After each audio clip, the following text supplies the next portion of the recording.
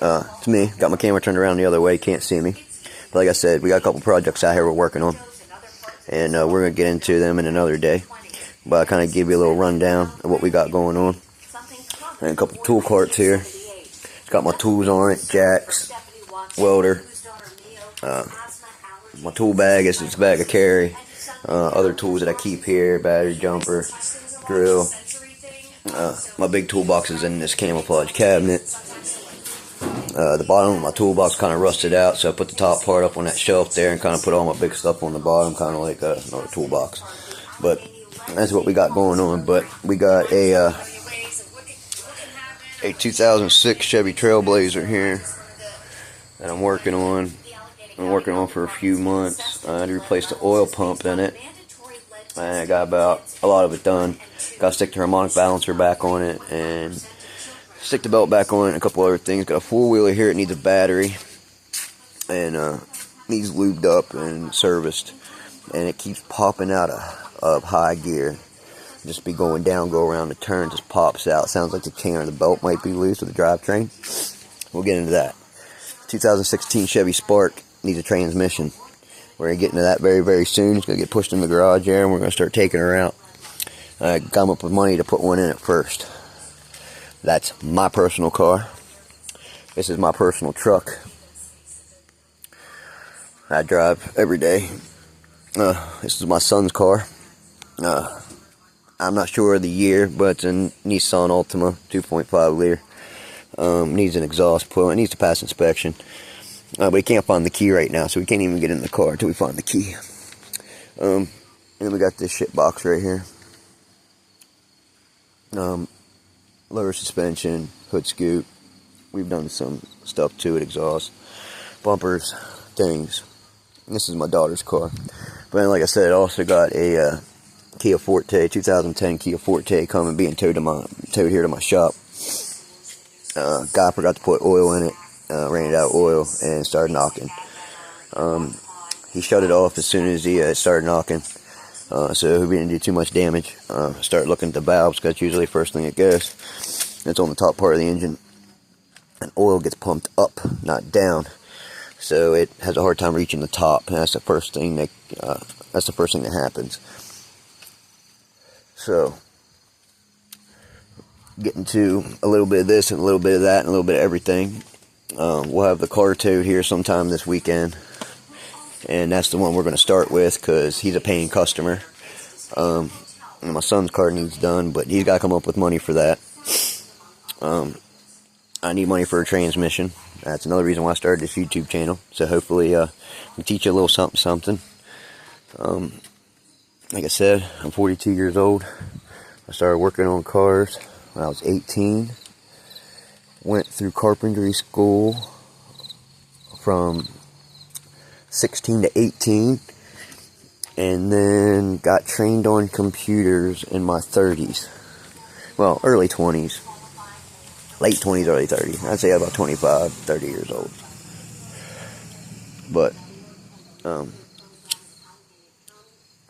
got a lot of work here.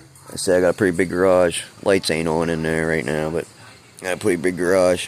I already got one car in it. Put another car in here. There's a lift going to be added. I'm going to put a lift on this side. And I'm going to put a pit on this side so I can crawl down in and change oil and stuff. And have a lift on this side. So,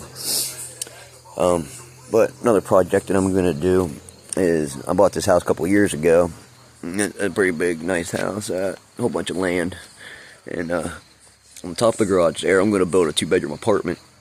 Like a man cave, and I'll be able to raise my roof. I need to raise it about another 3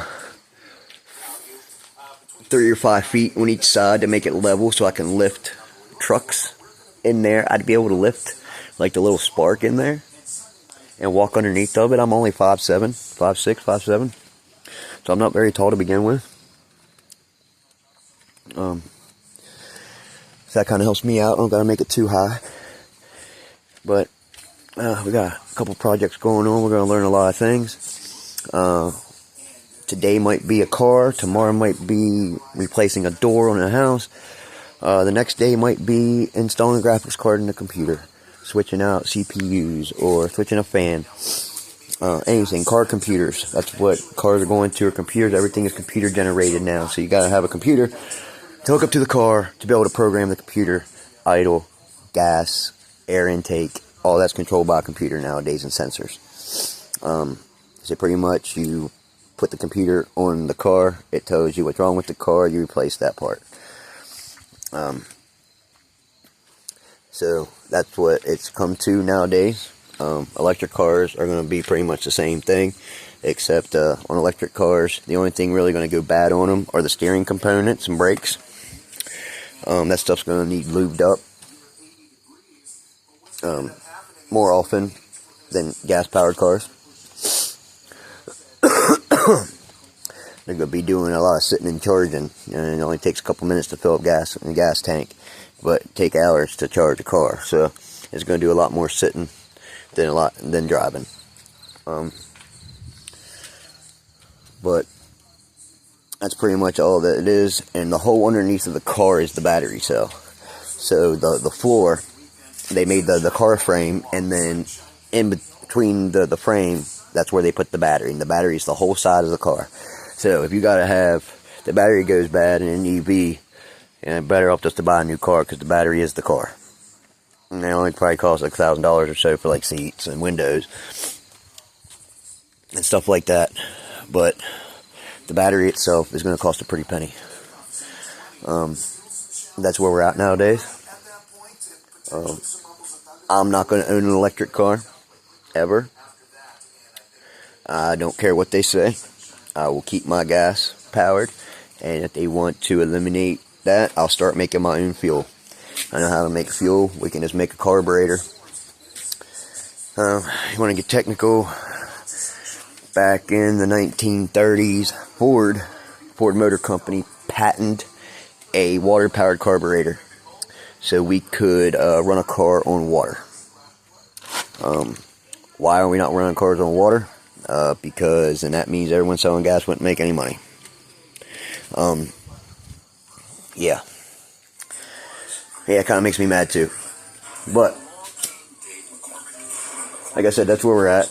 And all you gotta do is really, carburetor. You gotta put gaskets in there that are whatever chemical you're gonna use to whatever combustible fluid you're gonna use. You gotta make sure the gaskets inside, and the gaskets and the O-rings, rubber O-rings and stuff, will be able to handle that chemical without it eating it away. So that's why you got certain gaskets and stuff in between your gas tank and your fuel lines and all that. You can't use like a fuel rubber O-ring on an oil. It will eat it. It's just made out of different material because it's two different chemicals. But a little more history on this Kia Forte. The guy calls me today and was going to say, I was just going to get a new car. And he's like, the engines are like $2,000. I was like, dude, your motor's not shot. It's just knocking. He said, yeah, but this guy down here says the engine's shot. It's knocking. Look, the engine is only a case. All the internal parts on the inside of a motor can be replaced. Pistons, piston rods, gaskets, bearings, piston rings, valves, lifters, rockers. They can all be replaced. As long as there's no hole in the engine, you don't run it long enough without any oil that it gets so hot that it breaks a rod and shoves it through the case and cracks it or puts a hole in it, everything on the inside can be rebuilt. Everything. Anyone telling you any different is lying to you, and they only want to take the easy job of swapping the engine out instead of doing all the internal work on the motor itself. And sometimes you got to pull the engine out anyway to get to some of the stuff. And they just want to go ahead, since they're going to take the engine out, might as well put another one in it. And that makes a little bit more money. So swapping out a whole motor be a couple $1,000 job, where replacing a valve or replacing the heads is only a couple $100 job. Of course, they're going to sell you the couple $1,000 job and not the couple $100 job. So be careful with that, okay? I'm not the type of mechanic to rip you off. I have the cheapest labor rate in town. Since I work for myself and I work by myself, I pass that on to the customer. I only charge a $25 to $30 labor rate. Every garage in the surrounding area charges anywhere between $70 and $100 an hour for labor. Outrageous. Outrageous. So, like I said, if I work on this guy's motor for 3 days, let's say 3 8-hour shifts, 24 hours, at $25 an hour, that is only $600. $600 plus whatever parts he's got wrapped up in it. So, he might even have less than $1,000 in this engine rebuild or half rebuild or whatever I need to rebuild in it. Don't let people rip you off, because that's exactly what that other guy was trying to do, was trying to put another motor in it. A motor for that thing alone is $2,000. Between $1,500 and $2,500. A used motor from a junkyard. I can fix it for way cheaper than that. For way cheaper than that. But that's what we're going to do. So, like, subscribe. We will get into some work here eventually. Kind of waiting on my computer and the graphics card, because I use it to program cars and work on computers and do everything with it. I have a laptop here, but it's a 2016. It's almost 10 years old. It streams my TV for me while I'm out here in the garage. I like to watch sports and stuff while I'm out here. But, alright, like I said, like, subscribe. We're getting to that Kia Forte here in a couple days. And then we're going to get into my computer here. And I got some house repairs I got to get into. And we'll show you that too. Alright. Have a good day, everybody. Like and subscribe. Thanks.